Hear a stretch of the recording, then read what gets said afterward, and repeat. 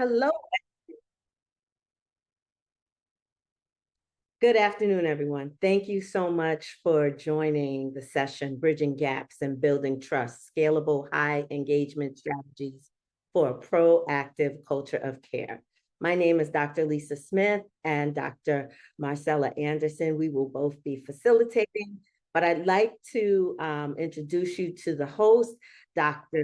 Nate Pritts, Dr. Stephanie Cook, and Dr. Rozina Z. Gallegos. Please introduce yourselves. Hey, let's keep it a little informal because we're on the clock here and we want to give you good information. So we'll handle intros as we go. I am Dr. Nate Pritts and I'm thrilled that you're here. If you haven't met me before, you don't know what I do. I am the program chair for first year writing here at UAGC that lives in the School of General Studies, the current School of General Studies.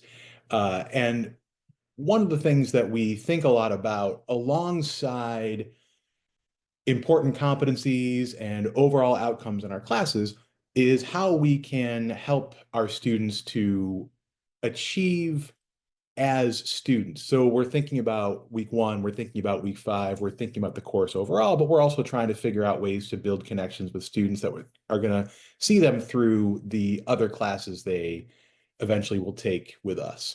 So we're excited today to share some approaches to student engagement that we found particularly effective.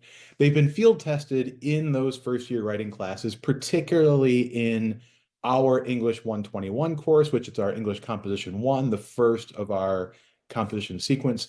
Though it's my belief that these strategies can be adapted across disciplines, across levels. The plan here today is to take you through what we see as a cycle of proactive student care, grounded in outreach, fueled by connection, putting our effort and skills into engaging with students as people. Part of that comes from identifying student needs early and establishing a foundation for outreach. And you know that we have great tools for that are already baked into the classroom. But another part of this comes from connection itself, from building that bridge to each and every student.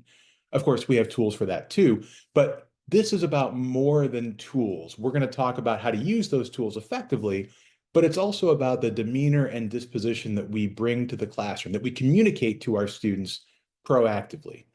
So my two colleagues with me today will come at this from related but slightly different angles. Dr. Gallegos, Z, to her friends and students, will discuss availability and personalization strategies that strengthen the faculty-student connection. And then Professor Cook, Steph, will demonstrate how instructional videos can serve as a powerful tool that both humanizes our classrooms and can scale our instructional impact beyond just the week or the group of students that we're with in that moment. One of the things that's really exciting to me is that Steph and Z are both senior associate faculty. It's a new position for us here at the university, and it's one that I'm really excited about because it basically gives them the opportunity to commit all of their effort and attention, all of their love, all of their focus on the classes that they're teaching. And so we're going to hear a little bit about how they do that today in this session, how they take that focus and bring that to bear on each student for the benefit of things like retention and persistence, yes, but also for the benefit of those individual students, those unique people who are sitting in the virtual chairs in our class. The thread connecting the presentations today is the idea that student success depends not just on reactive support, like when we wait for students to struggle before we intervene, but on proactive outreach that builds trust from day one, but even before day one. Once that class has been organized, we've got names on the roster, we can start building that team at that point. So we'll show how we can move beyond hoping that students seek help to creating systems where support reaches students before they even know they need it. Most importantly, I want to keep the focus on the fact that technical solutions, interventions, these are secondary and serve to support rather than replace what I think we're really talking about here, which is human connection. How do we how do we scale that in an online classroom? So I'm going to turn this over now to Z, who's going to lead us into a little bit of this discussion. We're certainly, by the way, hoping to leave time for questions at the end. Feel free to type stuff into the chat, let us know, and I'll try to keep track of things, and we'll see if we can answer some things toward the end. But for now, Z, it's you. All right. Thank you so much, Nate. Thanks for the good introduction also. So my name is Z. I like to be called Instructor Z. So a little bit about my background. I have a master's in general psychology and my PhD is in education with a specialization in distance education. I only have just over 1 year experience teaching at the collegiate level, but I have over 18 years experience being a college student online. So I know pretty well, what they're experiencing being in the classroom. And so for transitioning from being a student to a teacher, what that did was that got me reflecting a lot on the experiences that I had while I was in college. It got me thinking about, specific questions like things that helped me build that connection, feel more connected to like the content and to the people in the classroom. What were the things that instructors that I was having, that I was interacting with, what were they doing to help me feel more seen in the classroom? And then the final question was like, how can I Z help? seems to be temporarily frozen.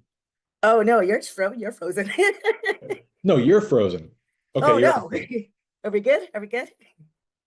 Okay, good. And then like the last question would be like, how can I help to not to kind of like make the distance and distance learning not feel so distant. So it's a lot of distance. So I came up with two specific things that I kind of wanted to like take action with or kind of focus on. And that would be like the, personalization in the classroom and being available in the classroom. So starting with availability, uh, I took into consideration, see, because this is what I wanted to do. I wanted to teach online. So this is all of my time. I love doing it, but I don't expect everybody to, commit that much of their time because I'm up in the middle of the night, waiting for students in case they need any kind of support, just being there. So I can reply promptly to any kind of request or question that they have.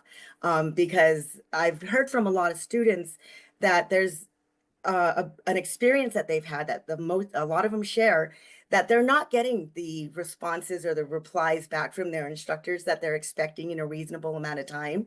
I've heard a lot of students say that it's taking them 3-4 days to get a reply from their instructors. And I was like, this is outrageous.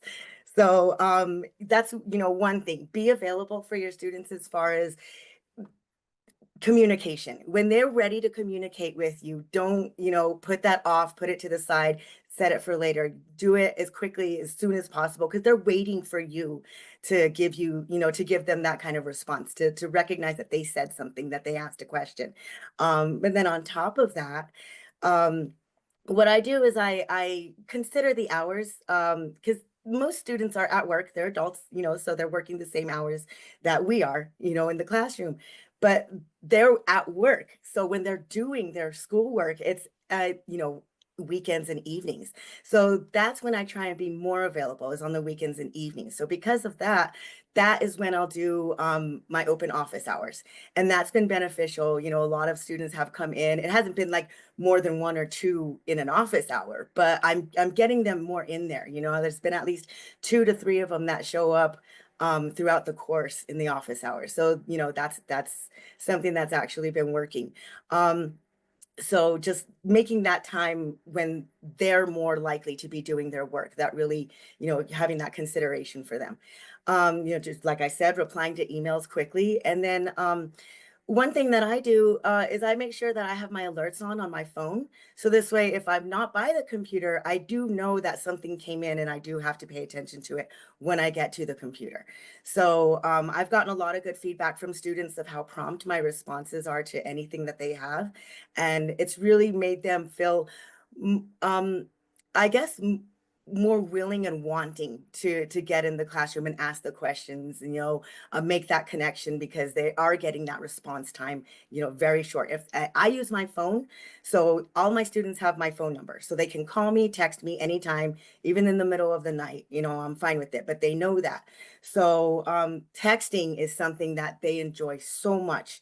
They use the text, often for everything, to let me know that they're going to be late on an assignment, just to say thank you for something, to ask a question. So texting is really something that they, it's just an easy way to communicate with the students. And so that's just another suggestion that I have, and something that I implement in my classrooms. Now moving on to personalization. I came across this kind of like problem, when I first started teaching, was kind of like, how do I get to know the students better in an online platform? And so one of the things that I started doing was I started making my own kind of like track sheet of the students. It's kind of like their profile, but it fits what's in the classroom.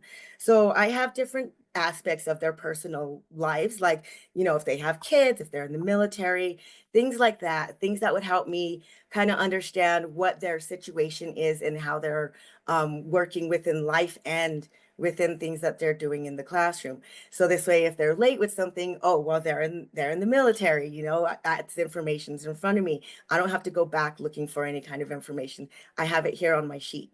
On top of that, I have things that are related to the coursework.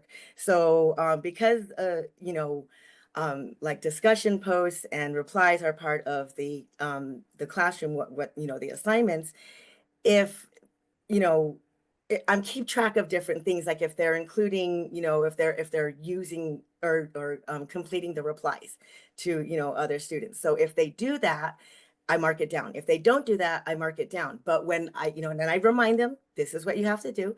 And then when they do it, I make sure I notice it, because it's on my sheet. I realize that they made the change, that they're putting the effort in, and then I give them that recognition. And that gets a really good response, that if I recognize their improvements and what they did in the classroom, they feel more connected to that I'm paying attention to what they're doing. So that in itself really establishes a lot of like connection between me and the student, just having this sheet so I can track their progress. I can, understand their issues and let them know, hey, this is getting better, or those kind of things. So this really helps me a lot, and it helps me um, understand where they're coming from, what they're working on, their progress, a lot of different aspects about each individual student. And I feel more connected to them as an individual, and so do they. And I've gotten very good responses from many students using these methods. And I'm going to continue using them and just see what happens. So, but other than that, I also do things like, besides mentioning aspects that the students improved on in their assignments, I also mention things that they didn't mention in their assignments. So say they're talking about something, about their degree or something, and they don't mention the degree because they didn't mention it. I bring it up with my feedback, or, because I have that information in front of me. I don't have to go back and look for it in their work. It's already written down. So when I'm reading their work, I take little notes of different things that are going to be helpful to me to provide feedback and comments to them later. So and then that really helps, just get them to understand that I'm paying attention to who they are.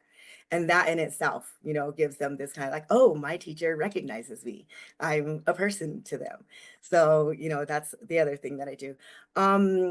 Let's see. And so the last thing that I do is I don't, and this will actually lead into Stephanie's part, to Steph's part. I don't do too many videos, but I make sure that I do videos to welcome the students on their first week for their introductions. Every single student gets their video introduction welcome video from me.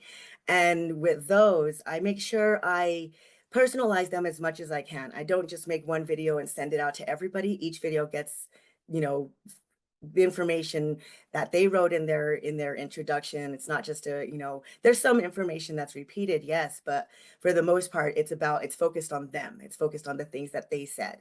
So, and that's just one way that I use video to try and, personalize the classroom. Stephanie, take it away. All right. Hi, all. I'm Stephanie Cook. I have my master's in English Lit, and also am a nationally board certified health and wellness coach, which will tie into some of the things I'll talk about in the videos as well. But I've been teaching for UAGC for about 13 years now. So I've been here a hot minute. So today I'm going to be talking about videos and how I use them in my classrooms. So videos, I know the concept is kind of scary. People don't like the sound of their voice. They don't like the way they look. It has to be perfect. None of this is true. Your hair is great. Your voice is great.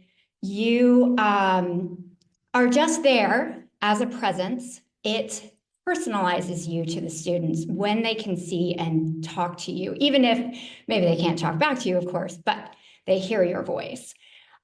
So I believe it personalizes the classroom. It makes us humans that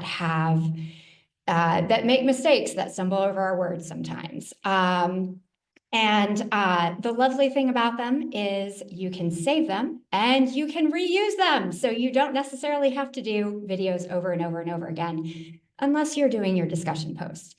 But I'm going to talk a little bit about how I use them in my discussions and then in my announcements, and then a little series that I've been doing that showcases a little something of my background, a Wellness Wednesday post that I do every Wednesday. But in the discussions, I use the videos in two ways. So first of all, I use one as a seed post for the discussion. So usually it will go over a main concept that I think students tend to overlook. I've taught this class pretty much exclusively for the last 2 years. So I do have a lot of experience in terms of what I see tending to be left out or things that I think should be highlighted. But everyone in the classes that you teach, you don't have to teach a class for very long to start noticing these kinds of things. Or maybe it's something that you want the students to include in your in the discussion. So in addition to the video, I also include some text, gives them something like a hyperlink or something to think about, something that refers back to what I'm going to be discussing in the video itself. And then in the discussions themselves, like Z was talking about, I respond in each discussion each week to at least 4 students with a video. I track them so that I make sure that everybody gets one and that they're not getting videos again and again and again and again, because I do realize that some people really respond to the videos and like that as a learning tool, and some folks prefer the written text. So you get a little bit of both. They do get an announcement the very first week of class that I will be using video, that I give them a website, a transcription website, so that they can use that if they want to, rather than listening, or hopefully, fingers crossed, it's both things, but and then also, if they have real concerns about using video in the classroom in terms of discussion posts, to please reach out and let me know, because I can make accommodations, of course. So far, haven't gotten any of those emails yet. But again, I respond personally to what the student has written in the discussion. I leave most of it in the video because I do want them to watch that. But underneath, there is also usually text. If there is a link that I've directed them to, I'll put it there. And also, if there is a question, something that I would really like them to respond to, I usually include that in the text as well. Just trying to reaffirm that I'm hearing what you're saying, and also I'd like a little bit more about this specific issue. And so far, the response has been good. I had a student who came into my office hours yesterday who was like, "Oh my goodness, I love that you do the videos." So it does have a positive impact. For the announcements, for my welcome post, I also, when I do just the welcome to the class, I do a video that I post on that too. When I posted that one the first time, my husband was like, "You're really going to use that?" Because I was wearing my glasses and, I'm like, yeah, this is me. This is what I look like right now. This is how this is happening. So in that one, I just kind of went over main concepts, things to think about in the class. I highlighted, we have a live learning component in English 121, telling them to please start thinking about registering for that, looking ahead. So it just gives them an overview of the class. I also post a video in the introduction section where I introduce myself again. So I think they get like 4 introductions to me by the time they're done with reading all of the things. So they can't say that they don't know who I am and where to contact me, because that information is everywhere, all over my page.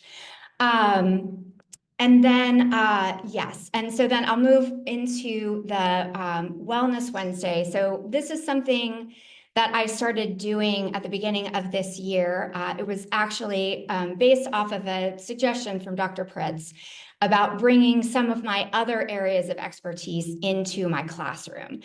And there's a really big initiative right now at the University of Arizona based on wellness. I'm also one of the wellness ambassadors for UAGC within that group. So we all know that our students are, they're stressed out, they're thinking about, they're trying to juggle all of these different things. And so my wellness series is based off of giving them practical advice, things that they can use to make their lives hopefully a little healthier, get rid of some of their stress. So right now I have 5 that I've done. One is focused on social, one is on breath and stress. Breath work, we do 5 minutes of breathing to help de-stress. A movement video, a time management one, and also self-care. So I do the videos. Those are typically, some of them, the movement one's a little tiny bit long. It's close to 7 minutes. I try and keep all of my videos in the 2 to 3 range, especially with discussions. But with these, sometimes I allow myself to go a little bit longer. But for example, with the breathing one, I'll give them cues on how to settle into the space. We'll do a 3-count inhale, a 3-count exhale, and we'll do that for 5 minutes because a lot of the research talks about how it takes about 5 minutes of breath work to kind of de-stress. And again, feedback, I got some comments on the last video that I posted, like, "Oh, this was great. I really needed this." So it's nice when you hear that confirmation that what you're doing is not just speaking out into the void.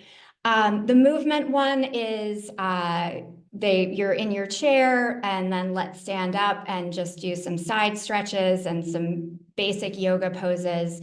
Again, just to get them out of their seats, maybe redirect their focus if they're starting to lose it and are thinking about going to their phones. Another tool that they can use. And then within the text below each of those, I also try to bring it back to resources at UAGC. So for example, with the social, I talk about the Student Success Center, and then there is a link to my Zoom chat hours. Like, hey, this is one way that you can connect. With the stress, with the time management, another link back to the Student Success Center, just so they can go back and look at these resources as well, because they pay for them. Please use them. They're awesome. We just redid the Student Success Center. So, I mean, you got to dive in there and get all the good stuff out of it. And then 2 minutes. Well, 1 minute left. Oh, geez. So that's it for me. Yes. So any questions? Yeah, that was great. I mean, I feel like we're not going to have time for questions. They're gonna give us the hook here, but I just want to say that I really appreciate the fact that what you're both sharing, Z and Steph, are strategies that you're doing in the classroom, but I feel like if you take a step back from the individual strategies, like I said in the chat, maybe you don't feel like comfortable texting students. Maybe you don't know enough about breath work to share that with your class. But the big lesson here that I feel like I'm getting is that our students are real people, and we're also real people. So why not find ways to make that connection? Z and Steph are talking about what they do in their classes to make that connection. I feel like it's something that we all need to continually do. We're focused on the assignment that's due on week 2. We're focused on the discussion board in week 4. We're looking at those grades. Students are doing those things too, but along the way, we're people, and finding ways to make that connection is what's really important. Thank you so much for sharing your expertise with us. This is the end of our session. If you have any questions, please do not hesitate to contact any one of our hosts today. And thank you so much for your insight and joining us. See you in the next session. Take good care.